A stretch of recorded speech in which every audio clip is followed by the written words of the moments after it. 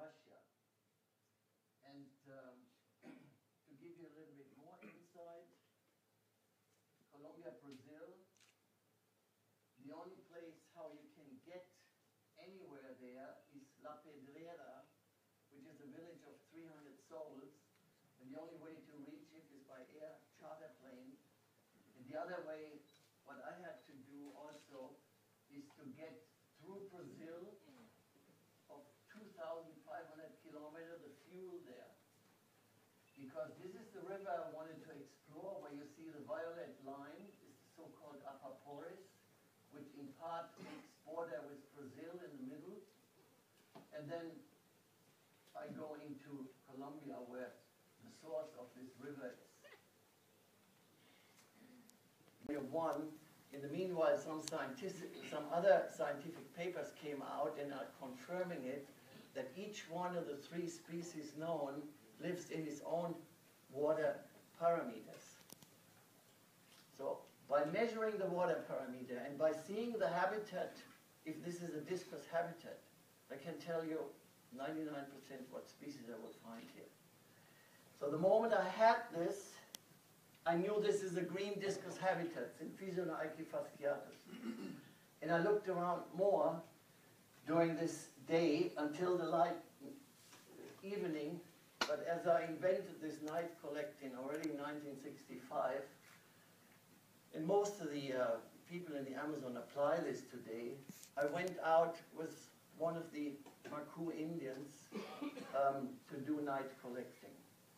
The green discus I found there at night. Actually this one, and I will talk later about this, had been eaten, as you can see, probably by a piranha, the top part of the tail, and it was creating some fungus, but this will naturally grow back because it was only 1 or 2 which was like this.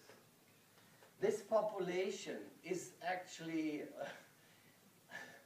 I have to say I'm against this judging discus by the color of the eye. I'm totally against it because different populations have different color in nature, and I do not think that the color of the eye has to be. I went deep into the area, and the water was running too fast. I knew immediately they will not be found here in this area.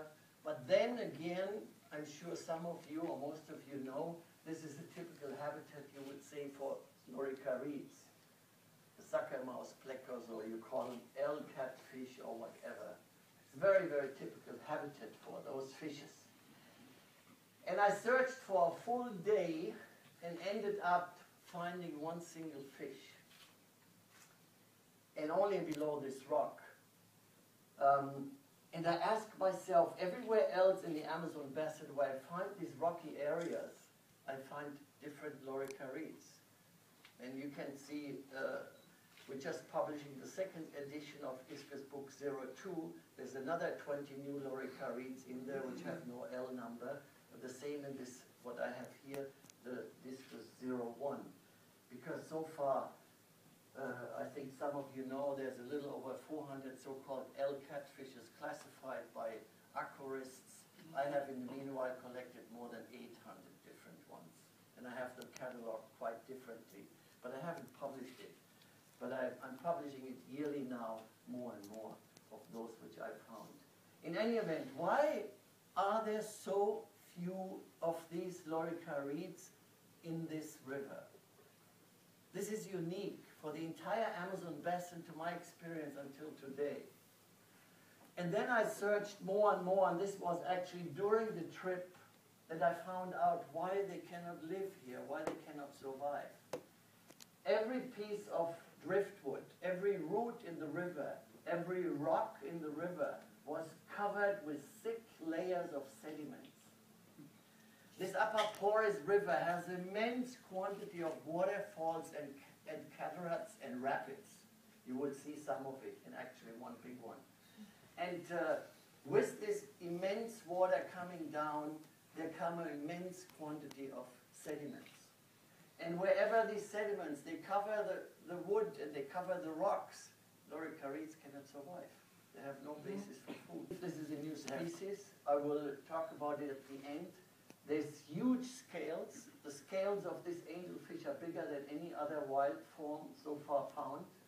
They have a different pattern in color.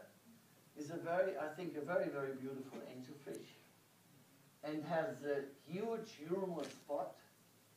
This humoral spot is actually only known from the species which is found in the Rio Negro. I'll talk about this later also.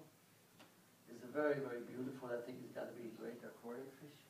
It has nice colors in the tail, and actually these colors are very similar to Altum. You have 1, 2, 3 red stripes. Just to remember this, I will talk about this later also, to show some apistogramma, and I found this beauty there, which probably belongs to the B. tenuata group. Very, very nice apistogramma. We are breeding it. And now, at this very point where the Traira enters into the Apeporis, I showed you to the left, is where the Apeporis comes out of Colombia to meet here at the border with Brazil. Apeporis, which has a huge Amazon distribution. I found Learis marmoratus in almost every river, Jutai, Javari, in the Juruá. I found it as far as down Madeira, has a very large distribution, this catfish. What I do, and Hudson also talked to you about this, most of the fishes which are interesting, especially for the hobby, and those which have not been really researched in most places of Amazonia are in very small creeks to be found, in very small areas, and in areas where it's difficult to penetrate, only, where the water is falling most. No? So Natasha took some photos, and this is the fish.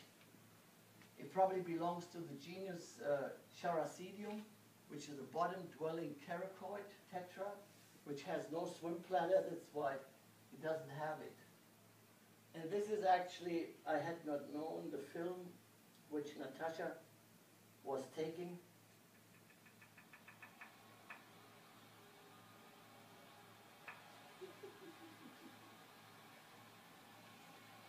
Here I had to put some shoes on because these are lava stones. And these lava stones, they have millions of pinnacles. You walk on this, your feet are bleeding immediately. No?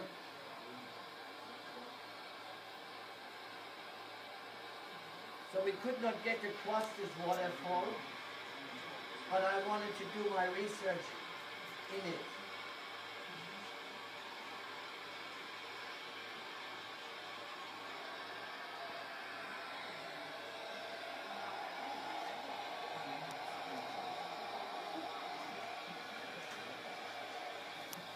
Yeah, he can actually walk with this up. And the aerodynamic, the water flows down and on top and on the side, and he has cuts all over the head, so he can survive and live in this extreme habitat. You see, he stands like on 4 feet, and this is how he stands within the waterfall, in the vertical. I mean, can anyone beat nature? Evolution?